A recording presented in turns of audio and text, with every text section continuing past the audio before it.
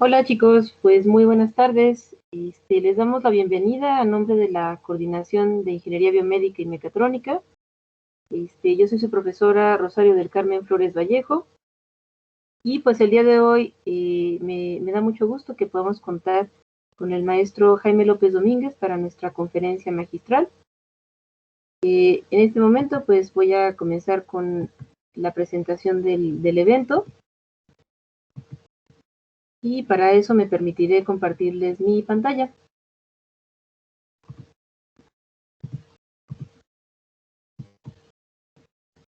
Muy bien, el día de hoy contamos con la conferencia magistral titulada Técnicas de estudio de proteínas de interés en biomedicina, dictada por el maestro en ciencias Jaime López Domínguez.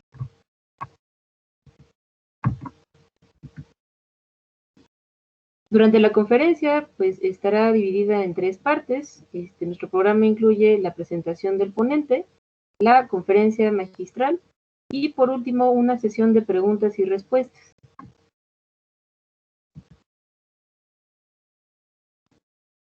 Jaime es maestro en ciencias por la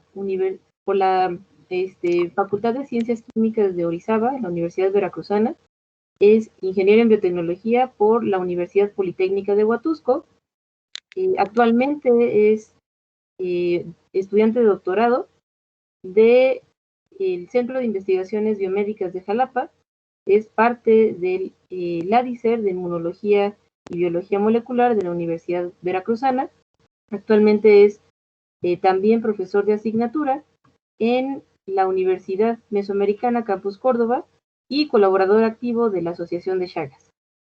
Jaime cuenta con una vasta experiencia en un gran número de técnicas de biología molecular e ingeniería genética con enfoque en biomedicina, y también tiene experiencia en análisis de procesos biológicos desde diferentes enfoques, por ejemplo, en el estudio de proteómica y genómica. Él ha hecho estancias de investigación dentro de la Universidad de Tulane en Nueva Orleans con el proyecto Metabarcoding para la identificación de asociaciones ecológicas de triatóminos provenientes de Colombia y Belice, y hasta la fecha su producción científica incluye 3 artículos, tanto de investigación como de divulgación, acerca de tecnología de ADN recombinante, inmunología de la enfermedad de Chagas congénita, así como el artículo titulado Gene Expression to Contaminated and No Contaminated Triatoma Dimidiata Feces with Trypanosoma cruzi in vivo and in vitro. Para mí es un gusto contar con el maestro en ciencias Jaime, ya que pues no solo es un experto en biología molecular y en técnicas relacionadas a biología de sistemas, sino que considero que es un excelente investigador joven. Entonces, ahorita pues voy a darle la palabra a Jaime para que pueda comenzar con su presentación. Dejo de compartir mi pantalla y si gustas, Jaime, adelante. Ya puedes compartir tu pantalla e iniciar con tu conferencia.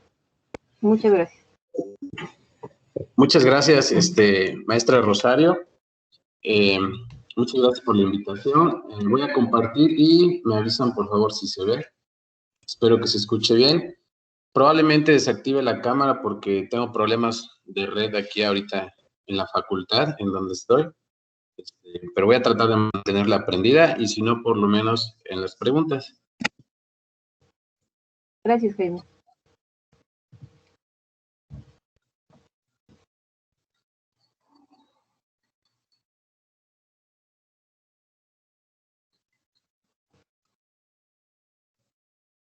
Ok, no sé si me puedan confirmar. ¿Si ven mi pantalla? Sí, ya la podemos ver. Sí, ya. Ok, la voy a proyectar y me dicen, por favor, ¿sí? Claro. Ya está en pantalla completa, ¿sí está bien? Todavía no se ve el cambio. Creo que ya quedó. Ok, bien. Bueno, muchas gracias, la maestra Rosario. Quisiera empezar comentándoles que yo estuve en una estancia de investigación durante mi formación como ingeniero en biotecnología en Querétaro, allá en el TEC de Monterrey, fue donde conocí a la maestra Rosario. Trabajamos con un proyecto de un biosensor, que quizás es un tema relacionado o que se podría relacionar fácilmente con los asistentes o los chicos de sus asignaturas. Tuvimos algunos problemas, ¿no? Que en ese entonces éramos muy jóvenes y no sabíamos que eran parte de la investigación, ¿no? Entonces voy a tratar de hablarles un poquito de las proteínas y algunas, básicamente de las técnicas, ¿no? Técnicas de estudio, y voy a tratar de poner algunos ejemplos. Por ahí le pido, por favor, a la maestra Rosario que cuando me quede poquito tiempo me avise, por favor. Bien, entonces, Claro, con gusto, Jaime. Gracias. Una pequeña introducción. Estas técnicas, pues, son un conjunto de técnicas que forman parte de una disciplina que conocemos con el nombre de biología molecular, que desde mi punto de vista forma parte de muchas disciplinas. Mi formación como biotecnólogo es una de las principales y en muchas otras empieza a formar parte.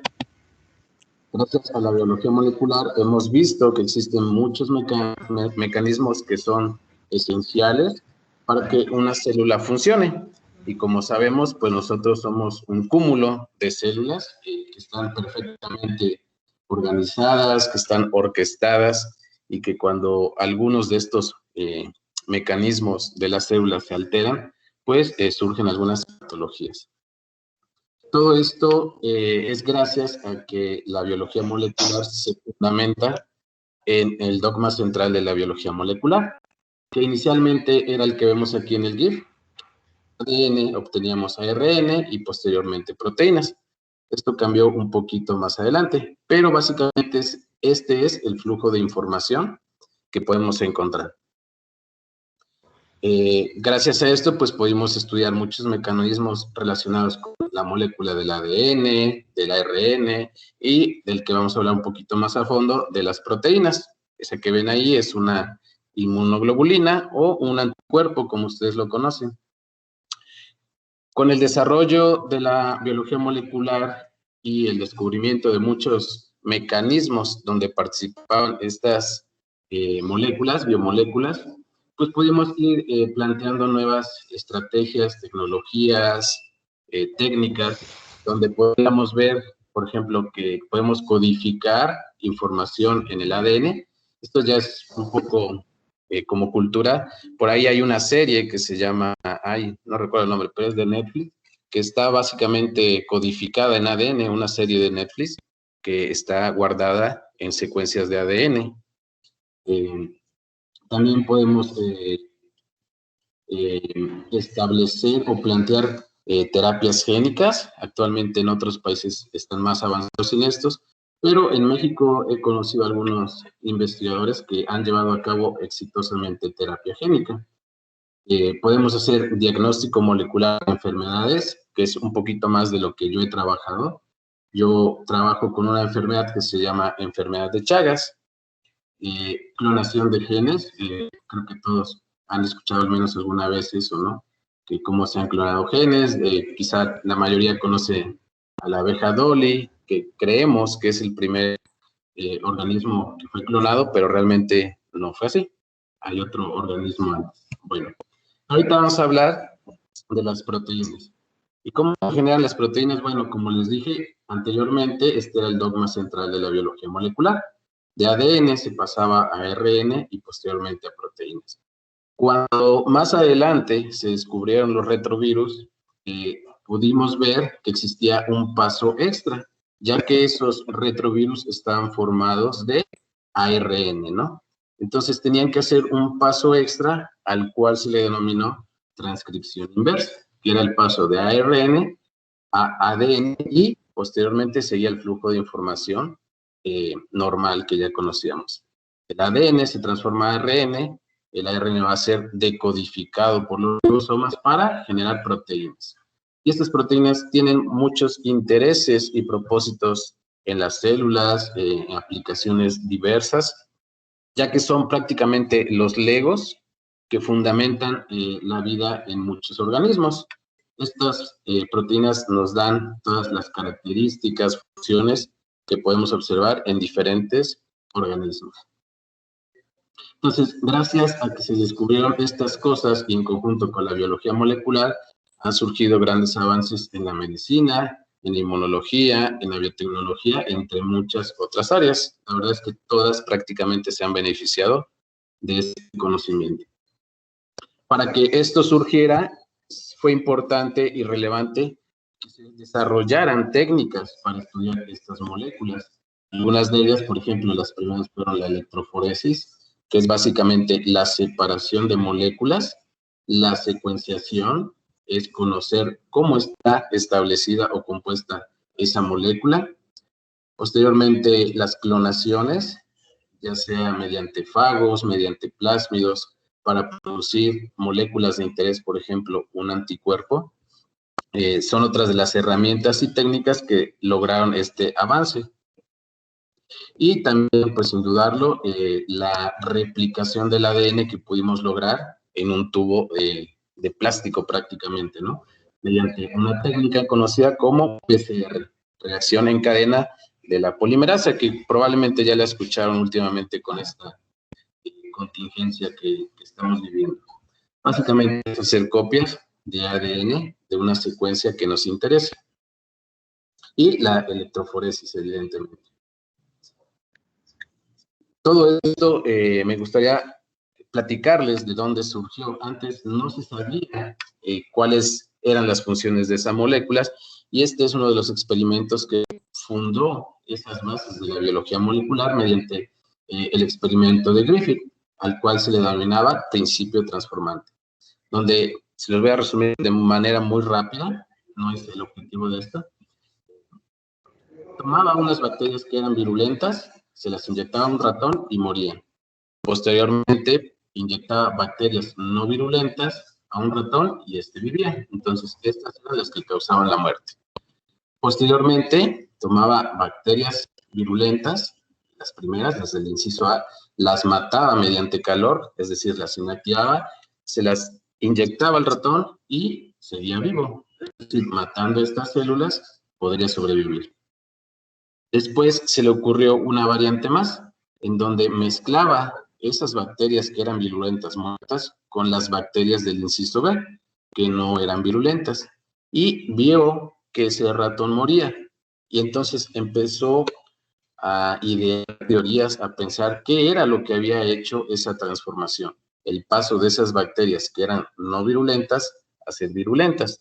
Y a eso se le conoce como el principio transformante. A partir de este experimento, surgieron varias teorías para saber cuál era la molécula o qué era lo que causaba ese cambio. Entonces hubo muchas hipótesis novedosas, muchos avance en el desarrollo de las biomoléculas y evidentemente se desarrollaron muchas metodologías. ¿Para qué? Pues para analizar estas biomoléculas, para poder estudiarlas necesitábamos herramientas. Entonces, gracias a esto se desarrollaron muchas técnicas. Una de las primeras que se postuló como ese principio transformante fueron las proteínas. Gracias a que se creía que las proteínas eran las que causaban ese factor de virulencia, pues se desarrollaron muchas técnicas muy importantes hasta la actualidad, como la electroforesis, que podemos ver aquí unos esquemas. Actualmente sabemos que ese principio transformante realmente es el material genético. Estas fue un poquito de cómo es que se va desarrollando esta metodología por una necesidad de querer estudiar las moléculas, y actualmente esto ya ha avanzado pasos gigantes, ¿no? Comparado con esas temporadas, y actualmente también creo que la mayoría ha escuchado alguna vez de las ciencias ómicas. Básicamente son ciencias, se les denomina holísticas, porque consideran un gran número de variables dentro de los sistemas biológicos, y esto te da un entendimiento de la dinámica que está pasando en una célula o en un organismo.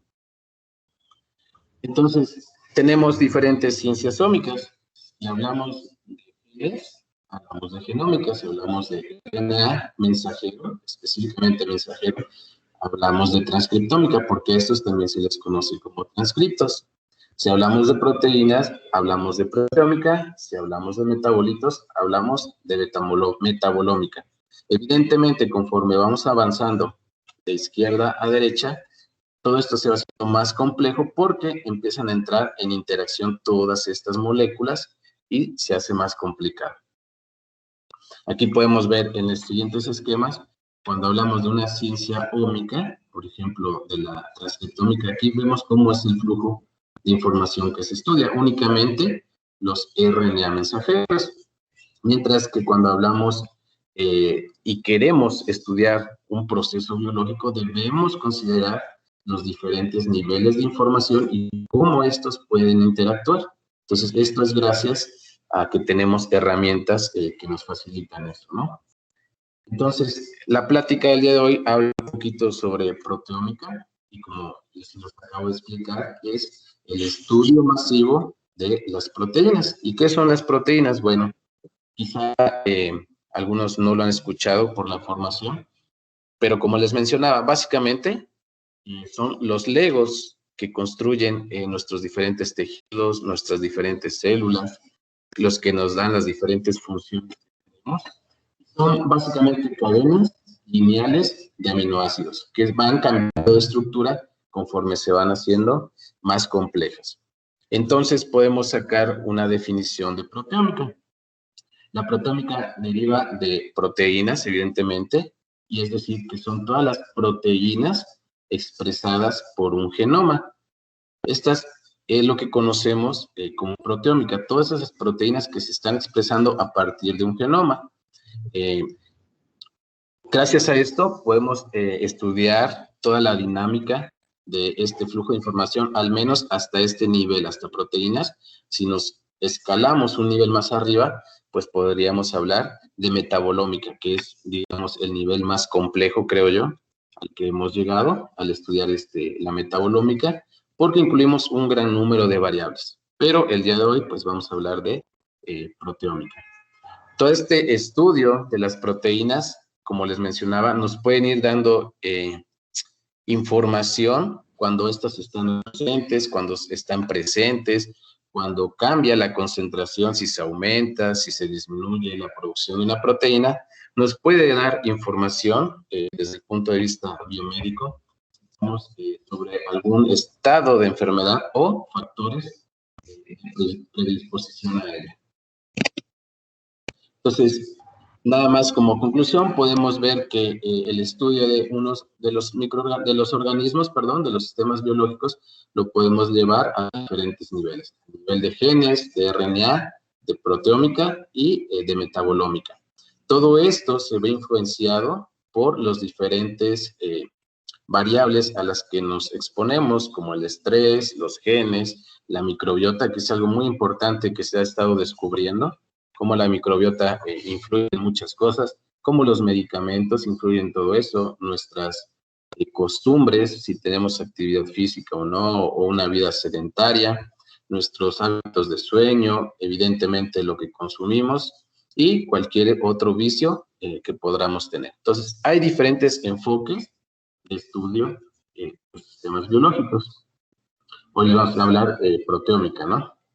Entonces, aquí podemos ver cómo estudiar un sistema biológico se vuelve más complejo conforme aumentamos esta rampa, ¿no?, de estudio. ¿Por qué? Porque el genoma incluye solamente estos procesos, por ejemplo, ¿no? pero cuando hablamos de transcriptómica ya debemos hablar del genoma y del transcriptoma, y así conforme vamos subiendo a un siguiente nivel, tenemos que ver la dinámica que existe con el nivel anterior. Entonces, ahorita vamos a hablar de proteómica y podemos ver que podemos estudiar, por poner unos ejemplos, modificaciones posttraduccionales, la diferente conformación de las proteínas, cómo se degradan, se secretan, cómo se activan. Y les voy a dar un ejemplo muy sencillo, que quizá no lo habían visto desde esa forma. En todas estas ciencias ómicas podemos tener diferentes estrategias de estudio. Puede haber ciencias ómicas no dirigidas y ciencias ómicas dirigidas. En este caso hablamos de una estrategia de proteómica. Cuando decimos que es no dirigida, no tenemos idea de qué es lo que estamos buscando, ¿no? Agarramos algo así, un pool de varias muestras y de proteínas, y después de varios análisis obtenemos información y vamos descartando la que nos interesa. Cuando hablamos de una estrategia dirigida, vamos sobre una molécula, una proteína, en este caso, bien específica, y lo que hacemos es comparar esa molécula contra otras muestras. Siempre se trata de comparar diferentes estados fisiológicos o contra estándares de esas diferentes moléculas, ¿no? Cada una tiene sus ventajas y sus desventajas. Por ejemplo, en la no dirigida, el procesamiento de las muestras es muy poco. ¿Por qué? Porque agarro todo, lo meto al equipo y que el equipo me diga qué tengo. La desventaja que tiene es que yo voy a obtener mucha información y el procesamiento de la información es mucho más complicado, mucho más tardado. Mientras que la dirigida es todo lo contrario. El procesamiento de la muestra es más tardado. ¿Por qué? Porque yo solamente quiero purificar las fracciones que me interesen. No me interesan otras moléculas, ¿no? Que vaya todo. Elimino lo que no me interesa, por eso el procesamiento es más tardado. Pero la ventaja es que el procesamiento de datos es mucho más rápida, mucho más fácil, porque obtengo la información puntual. Y debo descartar y ver cuál es la de interés. Aquí podemos ver unos esquemas de algunos experimentos de proteómica clásicos. Por ejemplo, podemos visualizar proteínas en una dimensión, en dos dimensiones. Estos son unos geles de poliacrilamida. Posteriormente, esas proteínas las podemos recortar de ese gel, fraccionarlas, generar péptidos y pasarlas, por ejemplo, en el espectrofotómetro para ver cómo es que estaban compuestas esas proteínas que yo estaba buscando. Básicamente esto es una secuenciación de proteínas. O podemos ver si los niveles de una proteína se están aumentando o disminuyendo. Siempre este tipo de experimentos, de ciencias, de herramientas, hay que tener control y hay que comparar, ¿no? Yo quiero ver si una célula a la que no le hago nada expresa una proteína. ¿Y qué pasa cuando yo le pongo a esa célula el humo del cigarro, por ejemplo? La célula va a estar en un estrés, en un ambiente en el que no es adecuado para ella, y se va a empezar a defender mediante la producción de muchas moléculas, dentro de ellas las proteínas, ¿no?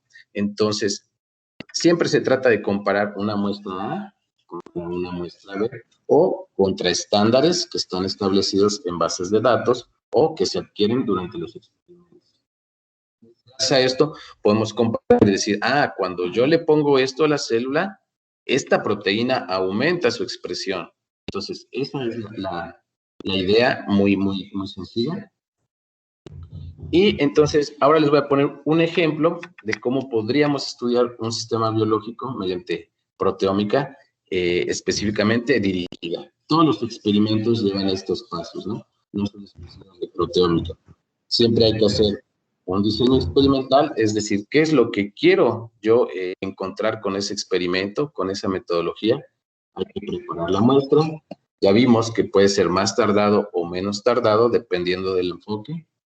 Voy a procesar mi muestra, voy a obtener datos, después tengo que analizar esos datos para ver cuáles me sirven y cuáles no, y finalmente hay que identificar proteína y darle una interpretación biológica, ¿no?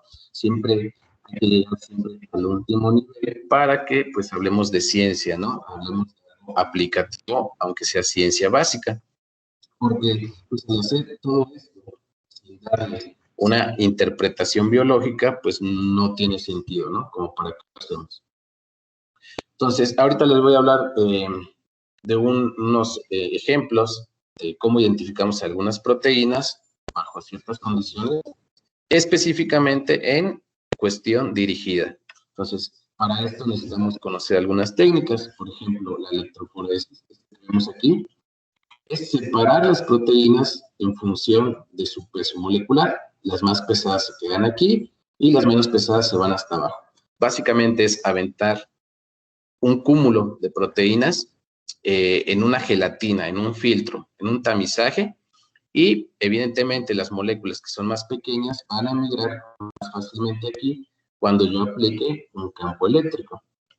Las que pesan más se van a quedar arriba porque les cuesta más trabajo atravesar esos poros que yo generé. Entonces, esta técnica me permite ver las proteínas. Y hay una variante de esta técnica que se conoce como electroforesis en 2 dimensiones. Si se dan cuenta, aquí podemos ver banditas y aquí podemos ver puntitos. La diferencia con esta, con la anterior, una electroforesis normal de 1 dimensión, es que aquí solo la separé por el peso molecular de la proteína, mientras que esta la separa previamente por el punto isoeléctrico. El punto isoeléctrico es cuando las proteínas no tienen ninguna carga a un determinado pH. Entonces, se separan las proteínas primero por pH y después se hace una doble dimensión y se separan por el peso molecular. Esto es muy importante porque ustedes pueden ver aquí una banda, ¿no? Pero el que vean una banda aquí muy intensa no significa que sea una proteína. Puede haber miles, cientos o unos cuantas proteínas que tengan el mismo peso molecular. Es por eso que existió esta necesidad de generar una nueva técnica que pudiera discriminar entre esas proteínas que tienen el mismo peso molecular, pero si yo las quería separar, ¿cómo, no? Entonces, se basaron en una propiedad que tienen las proteínas, que es el punto isoeléctrico. Entonces, se separan por pH y posteriormente por peso molecular. Por eso podemos ver puntitos. Entonces, esta técnica nos permite visualizarla, pero si yo quiero conocer o identificar una proteína, necesito otra técnica que se llama Western blot, que les voy a hablar un poquito de ella, no tanto de estas. En este caso vamos a hablar de Western blot y nos permite encontrar proteínas que nos interesan. ¿Cómo lo hago? Bueno, el Western blot se basa en un reconocimiento que tenemos dentro de nuestro cuerpo que se llama antígeno-anticuerpo. Dentro de nuestro cuerpo tenemos anticuerpos que reconocen moléculas ajenas a nuestro cuerpo y a eso se le llama reacción antígeno-anticuerpo, la afinidad que tienen esas moléculas contra los antígenos. Entonces, esa observación que se vio en nuestro sistema inmune, pues sirvió para fundamentar esta técnica. Entonces, yo quiero saber cuál de todas esas proteínas es la que a mí me interesa, pues le agrego un anticuerpo que sé que va a reconocer y va a discriminar entre todas ellas la que a mí me interesa y posteriormente lo tengo que visualizar. Entonces, eso se llama Western blot. Bien, entonces como primer paso, vamos a hablar ahorita cómo vamos a identificar proteínas mediante Western blot. Lo primero que hacemos es correr un gel, corremos un gel que se llama SDS-PAGE, que es el anterior que acabamos de ver, SDS significa que tiene condiciones desnaturalizantes, es un detergente, y PAGE viene de gel de poliacrilamida. Es gel de poliacrilamida, electroforesis en gel de poliacrilamida. Entonces, lo primero que debemos hacer para un Western blot es correr un gel. Pero me gustaría hablarles un poquito de qué es un Western blot. Quizá no están familiarizados con estas técnicas. Entonces, el Western blot forma parte de un conjunto de técnicas que le llamamos blotting compass. Esto se los voy a explicar mediante este diagrama. El blotting surgió en 1975 cuando este investigador Sorden logró hibridar moléculas de ADN, y a este se le conoció, él le puso el nombre a esta técnica, Sorden Blot, en 1975. Posteriormente, otro investigador hizo lo mismo, pero con las moléculas de ARN. Logró hibridar, es decir, pegar, en palabras vanas, y las moléculas de ARN. Y ya saben, ¿no? Como los típicos cuates o amigos que dicen, tú ponle a tu hijo Messi y yo al mío le pongo Cristiano Ronaldo, ¿no? Y ya para que todo el mundo los tenga ahí en pelea. Entonces, este investigador es Avain y colaboradores, le siguió el juego a Sorden, ¿no? Él le puso Sorden porque era su apellido, pero él, pues, era Avain. Entonces, para seguirle el juego de palabras a esta que era ARN, le puso Norden Blot. Y, pues, posteriormente nunca falta un tercero, ¿no?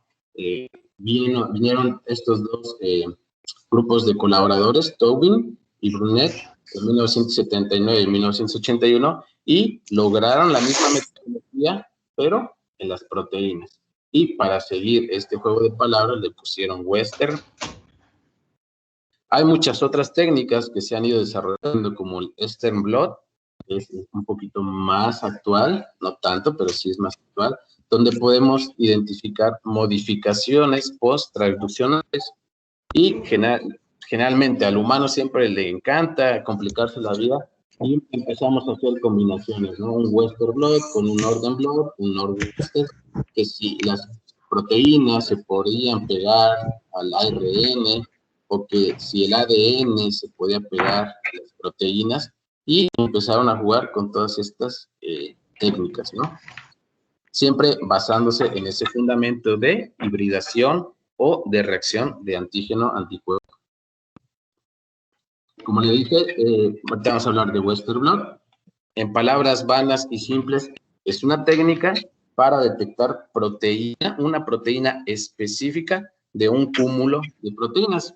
Es como si ustedes metieran la mano a una tómbola y atinaran a la pelotita del color que ustedes quieren, ¿no? Esta técnica les permite agarrar así, de esa tómbola, la proteína que les interesa. Les voy a hablar un poquito del procedimiento rápidamente. Consta de 4 pasos. Es primero la separación de las proteínas, la transferencia, cómo se tiñe para poder visualizarlo y posteriormente la adquisición de los datos, ¿no? Entonces, para estas técnicas se necesita mucho equipo. Es algo muy artesanal, muy tedioso. Es bonito ver este tipo de técnicas, pero son muy tediosas, la verdad, muy tediosas, y requieren de una gran cantidad de equipos. Por ejemplo, necesitamos todo esto únicamente para la separación de las proteínas, todo esto para la transferencia de las proteínas, que ahorita vamos a ver más adelante, y una fuente de poder para que todo eso funcione, ¿verdad? No solo eso, necesitan soluciones, un gran número de soluciones, que si necesitan para correr su electroforesis, que si necesitan para transferir sus proteínas, que para revelarlas. Entonces, no sé exactamente cuáles sean las líneas de investigación que hay ahí donde ustedes estudian, pero probablemente a algunos les toque trabajar con proteínas y les dicen, vas a hacer un Western Blot, y prepárate las soluciones, ¿no? Y se van a dar cuenta que es mucho trabajo, entonces van a ir y le van a decir a su jefe, ¿no? A su tutor. Que si les compra las soluciones que ven aquí, ya están listas para usarse. Evidentemente son más caras, ¿no? Entonces su asesor les va a responder que no son necesarias, ¿no? Que mejor las preparen ustedes para que aprendan a hacer soluciones. Entonces, como les decía, hay soluciones para la transferencia, para los bloqueos, para los lavados y para los revelados, que hay diferentes tipos de revelados. No les voy a hablar un poquito de esto porque son cosas más técnicas. Lo que me interesa es que vean la parte aplicativa.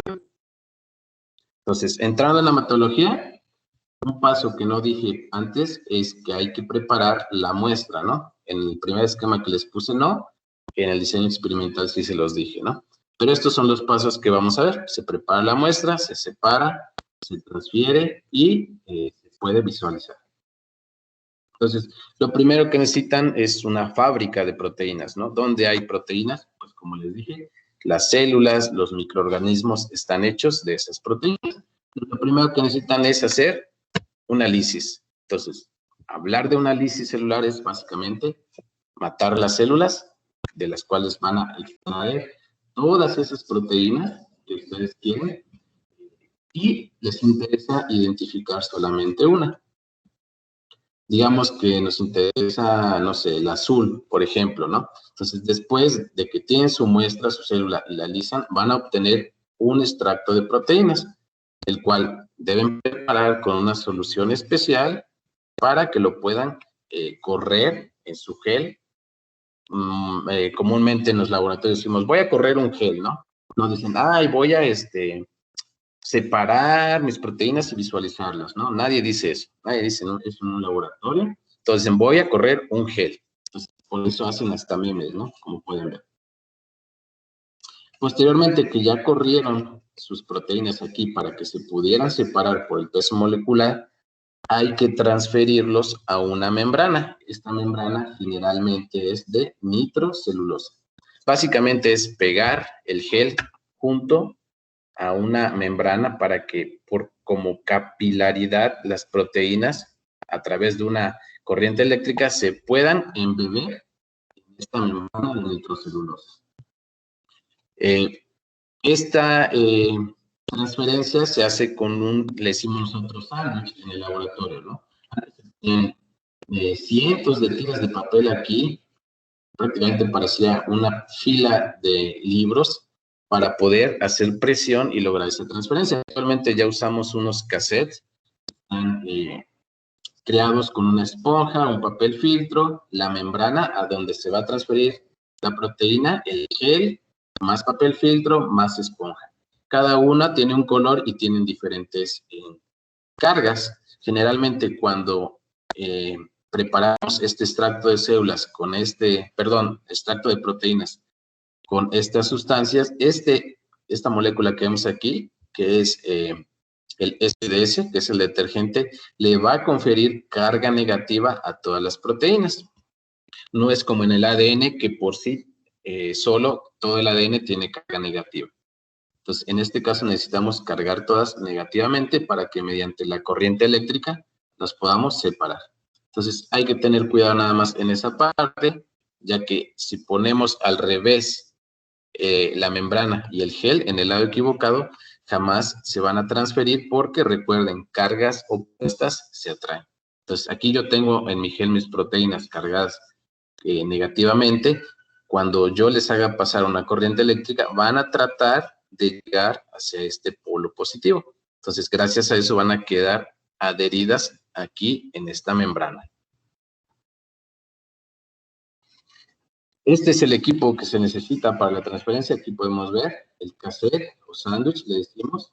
Estas son las membranas de nitrocelulosa, las esponjas, los cassettes. Y generalmente se usa un refrigerante porque todo esto se calienta por la corriente eléctrica y además trabajar con proteínas siempre requiere de refrigeración porque se degradan muy rápidamente. Posteriormente, que ya hice mi transferencia, necesito teñirlo para poder visualizarlo. Entonces, como les dije, su fundamento es la reacción antígeno-anticuerpo. Yo tengo que tener un anticuerpo específico para la proteína que yo quiero identificar. Yo ya hice mi transferencia, pero recuerden, aquí aún sigue todo un pool, una gran cantidad, un cúmulo de proteínas, y solamente quiero ver la que a mí me interesa. Gracias a esta reacción antígeno-anticuerpo, yo puedo agregar un anticuerpo que denominamos primario y se va a adherir a la proteína de interés. Recuerden que a mí me interesa la proteína azul. Aquí está, esta es la proteína azul. Yo voy a agregar un anticuerpo que gracias a esa reacción antígeno-anticuerpo la va a reconocer y se va a pegar. Muy bien. Después sigue un siguiente paso en donde voy a agregar un anticuerpo secundario. Este anticuerpo secundario tiene que reconocer no a la proteína, no a una otra cosa, sino a la proteína, al anticuerpo que agregué en el primer paso.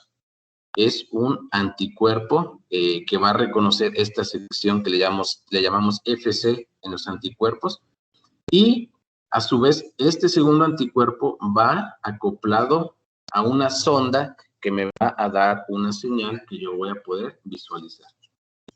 Entonces, a esto le llamamos marcaje del anticuerpo secundario. Cuando a esto le agregamos un sustrato sobre el cual funciona esta enzima, esta bandera, este fluorocromo, va a dar una coloración. Generalmente las más comunes y baratas son la fosfatasa alcalina o la peroxidasa de rábano. Es una enzima que da una coloración cuando agregamos el revelador. Entonces, aquí podemos ver si el primer anticuerpo se logró pegar y reconocer a mi proteína, si es que estaba presente en mi proteína, pues cuando yo termine mi experimento, esto de acá me va a dar una señal, un colorcito. Si no estaba la proteína aquí, el anticuerpo pues nunca se va a adherir aquí y por consecuente este segundo anticuerpo que lo iba a reconocer no se va a poder pegar porque entre cada paso se van haciendo lavados para eliminar todo lo que no se pegó. Los revelados se pueden ser de diferentes formas, hay cromógenos, luminiscentes. Generalmente esto es como se ve un cromógeno, así se ven los revelados. Aquí podemos ver unos Western blot muy bonitos, generalmente son proteínas que se usan de control. Podemos ver la intensidad, nos da una idea de la concentración que tiene esa proteína en cada muestra. Y hay unos pues más actuales, ¿no? Es como en cualquier técnica de biología molecular, inicialmente se usaban isótopos radioactivos, evidentemente es muy contaminante, no solo para el medio ambiente, sino también para la salud de las personas. Entonces se han desarrollado alternativas, por ejemplo, aquí podemos ver esto es un Western blot no tan común, aquí fue cuando se publicó este artículo en el 2005, pero que aún no se usa mucho, pero es algo pues que lo va a terminar sustituyendo a esto, ¿no? Se ven muy bonitos y aquí en lugar de tener una enzima, este segundo anticuerpo tiene un fluoróforo que cuando lo exponemos a una longitud de onda específica nos da estas coloraciones. Entonces aquí podemos ver que ellos identifican diferentes proteínas, pueden jugar con los colores, para ver si solo hay una proteína, si hay otra, si están las dos combinadas. Entonces te permite ser muy versátil esta metodología. Bien, entonces después de que ya pudiste revelar, pues tienes que analizar tus resultados. Si no hay mucho que buscarle, hay tres.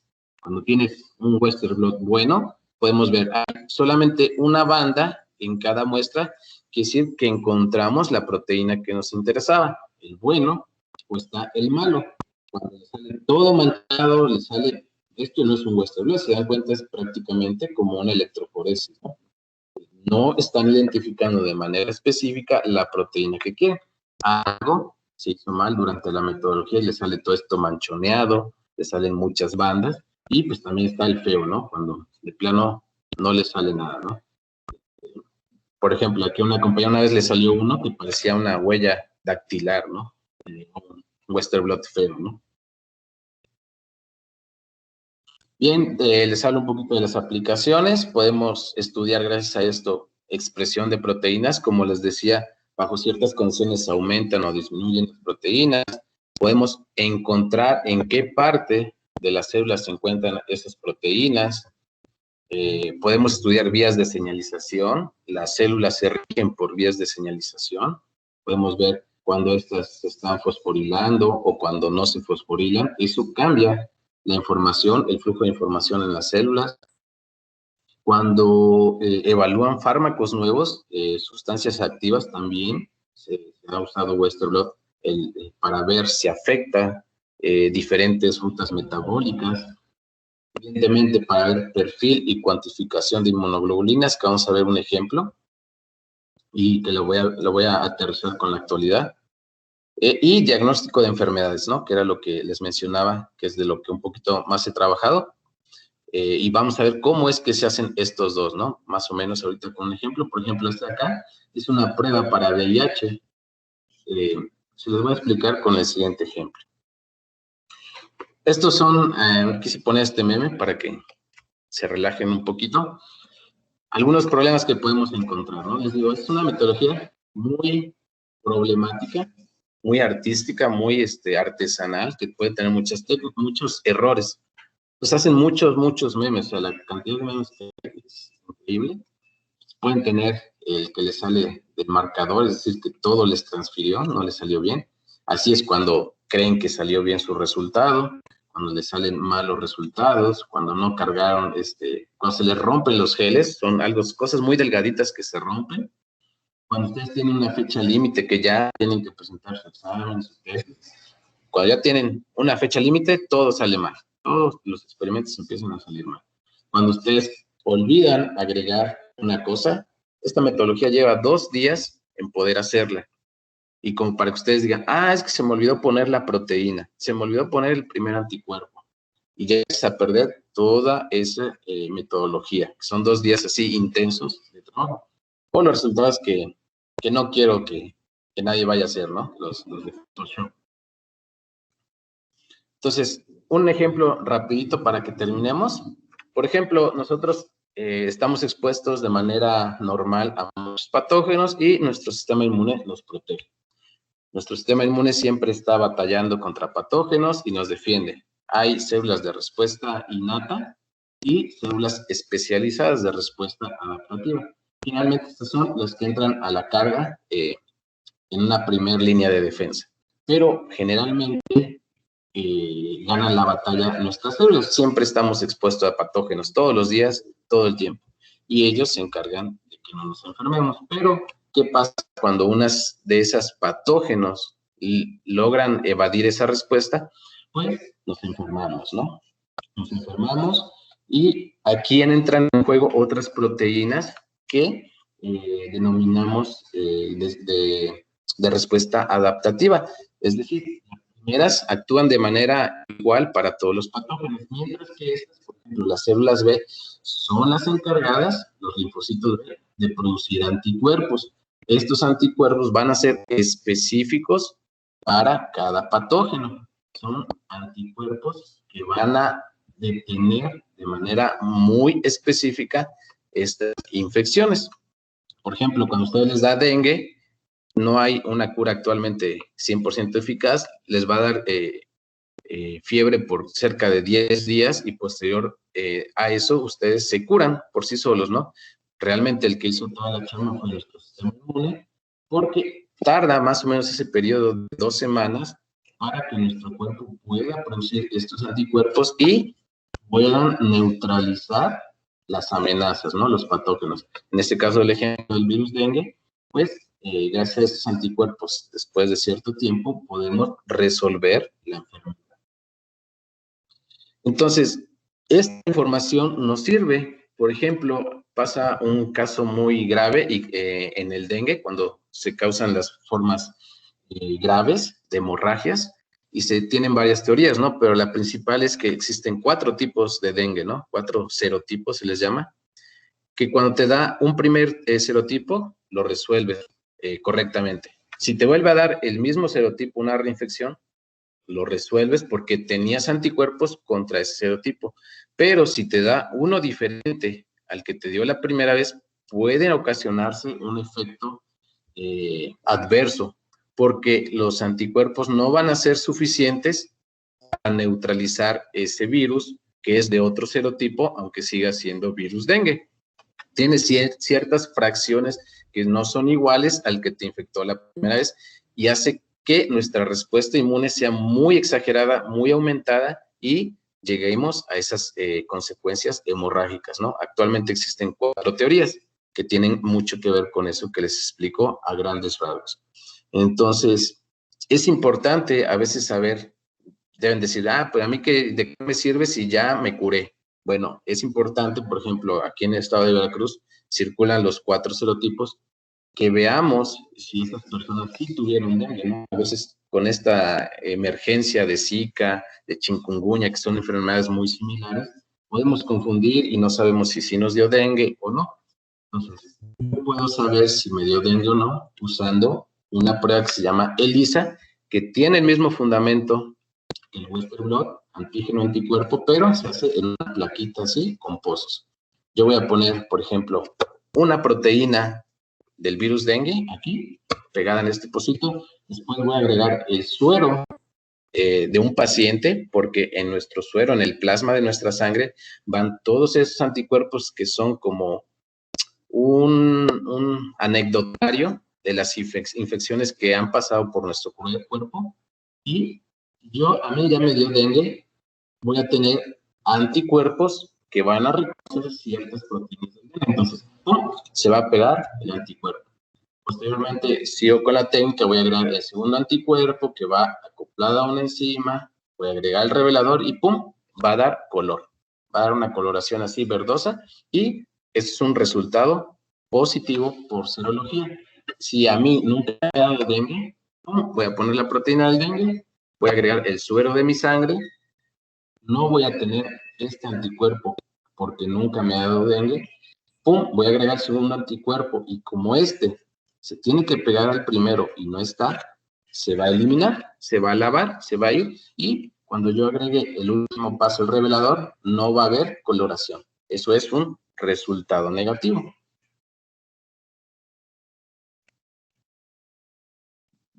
Otra aplicación, por ejemplo, cuando queremos evaluar, esto creo que me lo voy a brincar porque creo que me queda poco tiempo ya, no me queda mucho. Básicamente es que podemos estudiar algunos procesos metabólicos de algunos patógenos como el que estoy estudiando actualmente, T. cruzi. Vimos que era resistente a los medicamentos que hay actualmente, estudiamos algunas expresiones de genes para ver cuando eran resistentes se activaban, se prendían o se apagaban esos genes y el siguiente paso básicamente es encontrar la proteína, ¿no? Recuerdan que les decía el flujo de la información, a veces no basta con solo encontrarlo a un nivel, sino que hay que seguir buscando en los siguientes niveles. Entonces, básicamente es algo que está en desarrollo. Vamos a buscar proteínas que le confieren resistencia a los medicamentos, a este parásito que se llama Trypanosoma cruzi. Por tiempo ya no me voy a extender. Y algo, esto sí quería darle más prioridad, algo que estamos viviendo actualmente y en el que vemos aplicación y la identificación de proteínas en la actualidad es la actual pandemia. Podemos ver lo que les explicaba con el virus dengue, cuando a nosotros nos da una infección, después de cierto periodo, después de al menos 7 semanas, aquí podemos ver 1 semana, 2 semanas, se empiezan a producir los anticuerpos. Estas líneas punteadas en morado y en verde hacen referencia a las IgM y IgG, que son anticuerpos, son 2 clases de anticuerpos que nosotros vamos generando para combatir o neutralizar esas infecciones. Entonces, hay diferentes formas de estudio. No sé si se enteraron que había controversia con las pruebas rápidas. ¿Por qué? Porque lo que detectaban era esto. Y no eran tan confiables porque si tú pasas 2 semanas para producir anticuerpos, pues prácticamente cuando te diagnostiquen, el virus ya no va a estar y probablemente ya lo esparciste por ahí. Al final se llegó a una concordancia en que se tienen que combinar 2 técnicas. La PCR, que esta básicamente lo que hace es identificar el ácido nucleico, los ácidos nucleicos de los patógenos, en este caso COVID, porque eso quiere decir que el virus está actualmente ahí en nuestro cuerpo y los anticuerpos se usan como complemento para saber si ya pasamos la infección o si aún está latente. Generalmente las IgM se expresan en mayor concentración al inicio de la infección y las IgG se producen como los anticuerpos de memoria, los que me van a quedar ahí después de que ya voy a ir resolviendo la infección. Nada más para que se lo lleven de cultura. Así son como actualmente se deben interpretar las pruebas rápidas de COVID, que básicamente las pruebas rápidas que hay detectan proteínas. ¿Y qué proteínas? Son nuestros propios anticuerpos, porque nuestros anticuerpos son proteínas. Aquí haciendo una combinación, a veces no es suficiente con las pruebas rápidas, por eso es el debate que había por ahí, ¿no? Porque la PCR es, digamos, infalible, por así decirlo. Te está diciendo que en ese momento tienes el virus.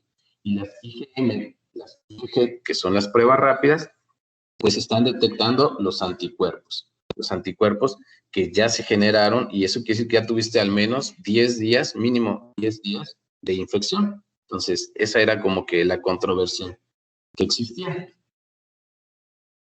Y bueno, perdonen que al final me fui un poquito rápido, a veces hablo de más, pero espero que algo les haya servido, al menos tengan noción de que existe esto. Y muchas gracias por su atención. Si puedo contestar algunas de sus preguntas, adelante. Claro que sí, Jaime, pues muchísimas gracias por tan interesante plática, sobre todo con tu expertise en este tema. Y sí, tenemos bastantes preguntas de nuestro auditorio.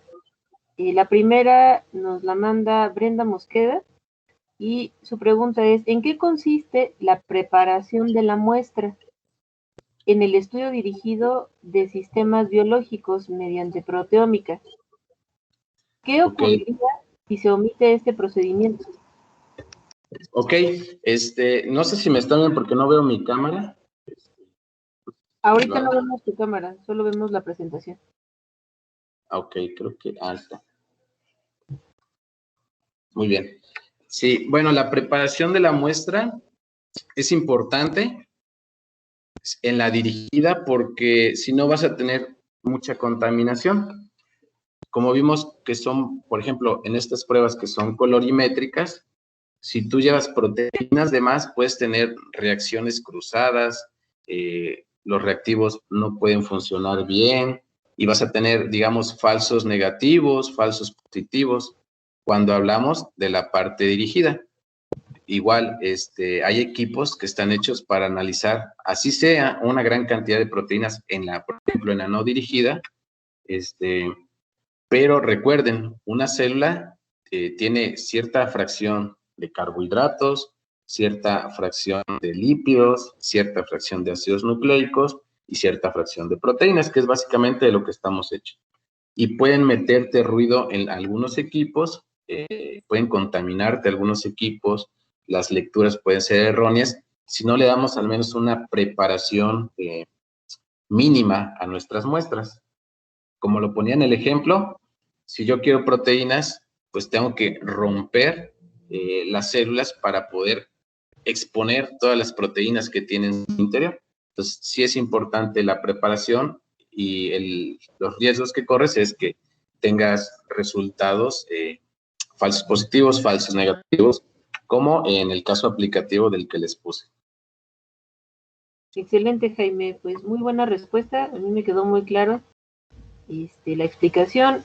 Tenemos otra pregunta de María Fernanda Cándido, dice, ¿es posible agilizar o reducir el tiempo de realización de la muestra?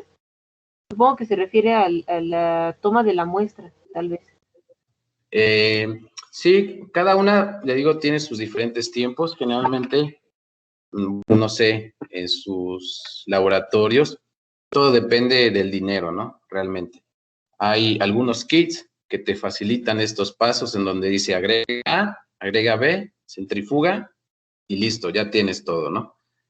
Pero en algunos laboratorios, por ejemplo, aquí en nuestra universidad, sí tenemos de esos kits, pero generalmente hacemos todo más, decimos casero aquí, donde con soluciones preparadas con nuestras manos, tenemos que ir procesando esas muestras. Sí se puede hacer todo eso más rápido, incluso hay equipos que hacen las ELISAs, generalmente estas ELISAs las hacemos a mano, golpeando, parece que andan echando tortillas ahí los compañeros, pero hay equipos que te hacen eso, ¿no? Tú lo pones y actualmente creo que también las pruebas de COVID, tengo entendido, las de PCR, estas de tiempo real, las hace una máquina, ¿no? En estos casos es muy importante, ¿no?, que tengan esa precisión, esa exactitud de esas máquinas, ¿no? Porque hablamos de algo muy, muy delicado, ¿no? ¿Puedes ahorrar tiempo? Claro que sí. Nada más que digamos que se ve reflejado en que necesitas más dinero para esos kits que te facilitan la vida, ¿no? Muy bien, Jaime. Entonces podemos decir que con el uso de kits comerciales y con sistemas automatizados se podría agilizar, pero Sí, también ahí le quitan mucho de la magia, ¿no? De estar en el laboratorio. claro, no Claro. tiene chiste.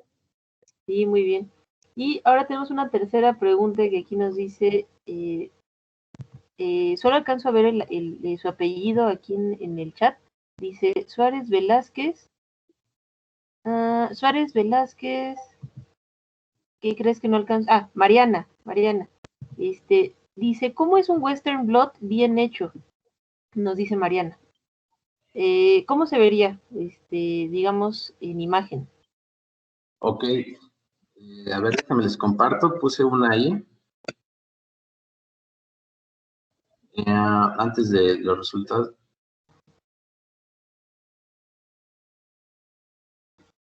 Voy. ¿Sí la ven?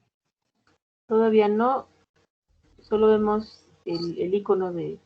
ya está. Ok, estos son Western Blot de artículos. Debemos banditas así, generalmente los recortan porque los geles ocupan mucho espacio, ¿no? Aquí también es otro Western Blot, aquí, por ejemplo, para VIH, que están pues relativamente bien, ¿no? Cuando es negativo, es este, nada va a reconocer nada porque no tienes anticuerpos contra VIH. Aquí hay reconocimiento por la parte de tus anticuerpos con proteínas. Hay muchas formas de presentarlos, ¿no? Aquí vemos otro en la esquina superior izquierda. Se ven así manchitas bien definidas. Aquí es un poquito más complicado porque es un extracto total. Tiene mucho que ver con la preparación de la muestra. Pero yo creo que el ejemplo más claro es este de acá. Este es uno con fluorocromos y este es uno con reacciones enzimáticas. Se ven así, banditas, así se encuentran en los artículos. La beta-tubulina, la GAP son controles positivos. Sí, no sé si nos pudieras compartir cuáles son las que indican, ¿no? Las diferentes proteínas. Vi que decía beta-tubulina. Sí, la de arriba es la beta-tubulina, pero digamos que estaban estandarizando diferentes concentraciones, lo que les mencionaba durante la sesión. No se alcanza a ver que estas son más tenues y estas banditas de acá, de la 4, la 5 y la 6, más negritas las bandas, quiere decir que hay mayor cantidad de proteínas. Toda esta tira de arriba es beta-tubulina. No se ve tu pantalla, Jaime. Creo que se dejó de ¿No? compartir. No. Ok, voy. Sí. Perdón. Ok. Así se ven los geles, les digo. Generalmente todas estas tres son controles que se usan de forma rutinaria, ¿no? Entonces, cuando pones otra proteína, puedes ver que en una sí aparece, que en una no, que en otra no, que en otra se ve menos, en otra se ve más. Aquí lo que estaban viendo era la concentración de los controles. Por ejemplo, esta beta-tubulina tienen 3 primeras muestras que tienen menor concentración de esa proteína. No sé si lo alcanzan a ver. Son más delgaditas, más tenues. Y de la 4, la 5 y la 6 se ve más negrita la banda, se ve más robustita, más oscura, porque quiere decir que hay más cantidad de proteínas. Esto porque son controles, en todos debe aparecer, que eso quiere decir que estuvo bien tu experimento.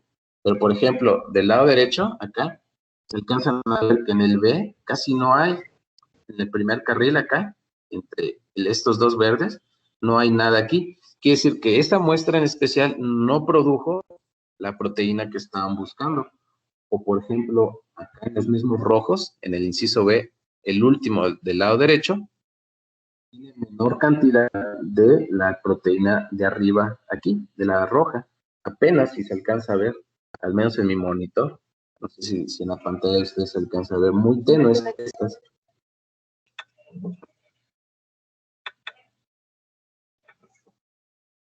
No sé si me expliqué. Sí, quedó muy claro. Excelente. Tenemos otras 3 preguntitas más que son de Verónica, otra también de Mariana y otra de Fer Cándido. Entonces voy a empezar con la de Verónica. Dice, Sí. ¿cuál es o cuál sería la máxima aplicación donde se podría llevar a cabo esta investigación?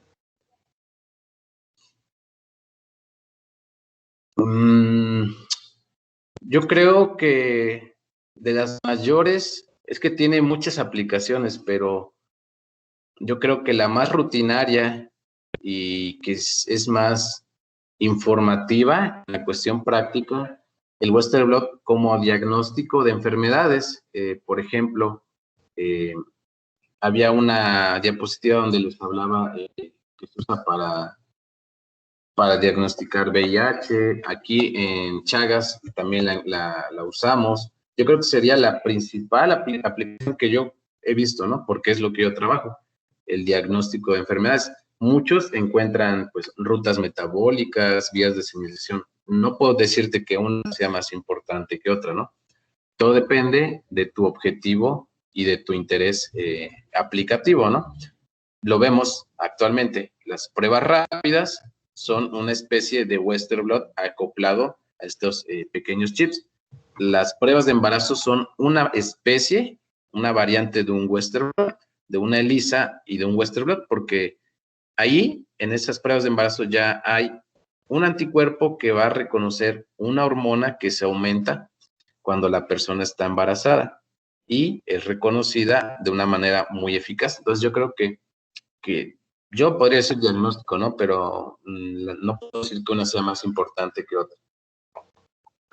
Excelente, sí, el diagnóstico molecular con ese tipo de técnicas se facilita bastante y es una técnica muy importante.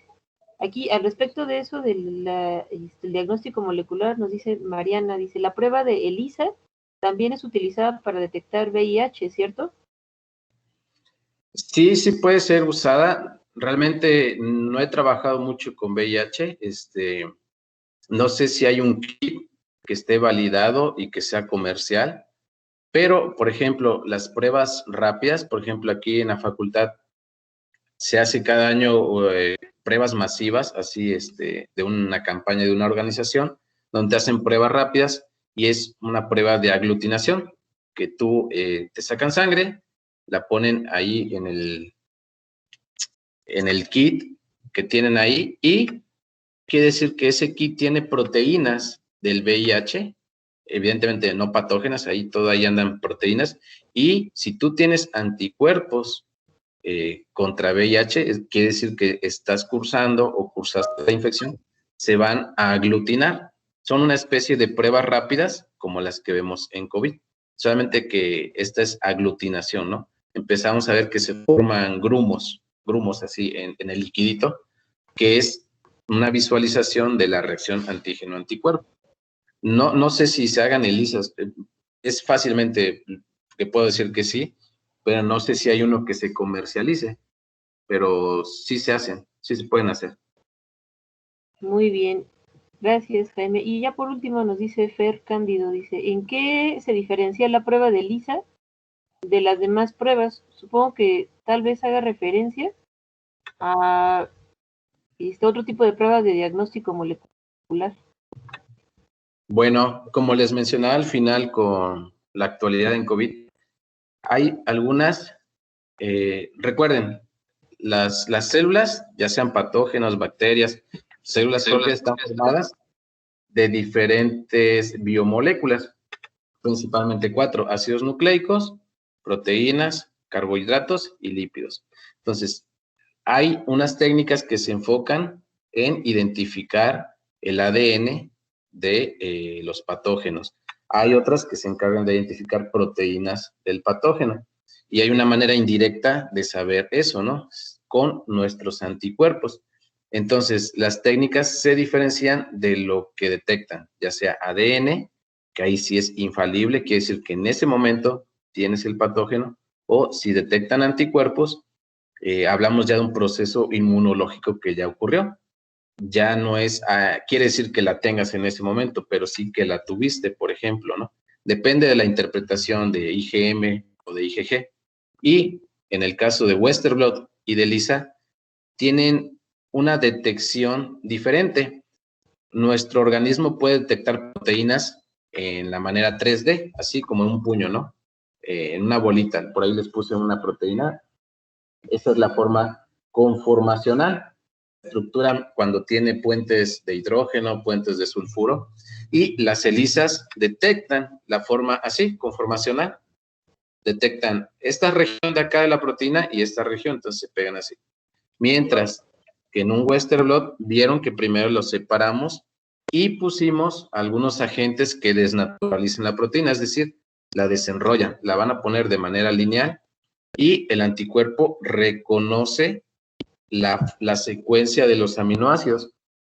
Aquí en los laboratorios decimos, la ELISA reconoce anticuerpos de forma conformacional, es decir, en su estructura 3D, mientras que un Western blot, aún también que detecta proteínas y anticuerpos, los detecta en su forma lineal. ¿Por qué? Porque desdoblamos las proteínas y son dos procesos diferentes en nuestro cuerpo, porque nuestro cuerpo procesa los patógenos, los corta en pedacitos y a veces puede detectar proteínas conformacionales y a veces lineales. A veces son complementarias. Si haces una, tienes que hacer la otra, porque puede haber algunas regiones que están internas y se encontraron posteriormente después del procesamiento por nuestro sistema inmunológico. Muy bien, pues ya esas serían todas las preguntas, Jaime. Muchísimas gracias. Está bien. Fue una excelente conferencia, de mucho provecho para los estudiantes. Son de diferentes carreras, de ingeniería biomédica, de químico farmacobiotecnólogo. Incluso se unieron a la conferencia algunos de mecatrónica. Y supongo que generó un gran interés tu conferencia, muchos participantes y preguntas bastante buenas. Entonces, pues sin más por el momento, podemos clausurar esta conferencia, no sin antes agradecerte de nuevo por tu tiempo, así como lo mencionabas, ¿no? Al inicio nos conocimos durante una estancia de investigación que realizaste en Querétaro, y pues yo desde que participaste en esa estancia, me di cuenta de la calidad, no solo de persona, sino de investigador que eres, y te agradezco por tu tiempo, y espero que pues existen otras oportunidades, ¿no? Para que nos puedas compartir tu expertise, tu conocimiento, y pues ya ahorita te están llegando muchos mensajes aquí en el chat de gracias. Parece que les gustó mucho la conferencia, muy didáctica y muy bien explicada. ¿Vale? Muchísimas gracias, Jaime. Sí, muchas gracias. Yo le digo Charito porque es mi amiga, la maestra Rosario. Muchas gracias. Sí, quizá se les dificulta un poquito a los de otras áreas, pero no se cierren, porque estas dos áreas son muy correlacionadas, sus carreras. Ustedes pueden desarrollar esos chips para poder detectar pruebas rápidas. O sea, si les interesa, investiguen. No se cierren, todas las áreas creo que ya actualmente son multidisciplinarias todas y siempre se puede hacer colaboración de todas las formas, ¿no? Los biosensores, que por ahí nunca hicimos los biosensores, Charito, pero es una forma, ¿no? De que pueden colaborar diferentes áreas. Mecatrónica es una de ellas que está muy inmersa en biomédica y bioingeniería, biomedicina, ¿no? Yo les di la parte biológica, ¿no? La parte biológica, pero fácilmente la pueden aterrizar, ¿no? Obviamente con preparación, ¿no? Muchas gracias, maestro Rosario, a los chicos por participar. No me queda otra cosa. Muchas gracias por la invitación. Muy bien, muchas gracias. Ahorita les estaba compartiendo en el chat la liga de registro para que puedan igual tener sus constancias. Y entonces, si gustan también comenzar a llenarla. Vi que aquí algunos me decían que ya no les está aceptando respuestas, ya la habilité. Por favor, chequen de nuevo si ya pueden entrar. Les agradezco que nos puedan hacer llegar su respuesta a este formulario. ¿Sí? Bueno, aún no se puede. Ok. Comentaba que ya se podía, no se puede. Creo que ya está Fer, nada más. Chéquenle, ya la habilité para que quede hasta las 11 de la noche del día de hoy. Ya está. Pues muy bien, muchísimas gracias, Jaime, que tengas una excelente noche. Igual a nuestro auditorio, muchas gracias por su participación. Aquí nos pregunta Mariana que si se registró desde antes no hay problema. Por favor, Mariana, también si pudieras registrarte en esta liga, ya que es la que se va a tomar en cuenta para emitirles las constancias de participación, por favor. ¿Sí? Muy bien. Dice Jiménez, ok. Veo que hay varios con esa problemática de las respuestas. ¿Podrían darle refrescar para ver si ya se pudo resolver? Y si solo le dan refrescar a la página y lo pueden intentar.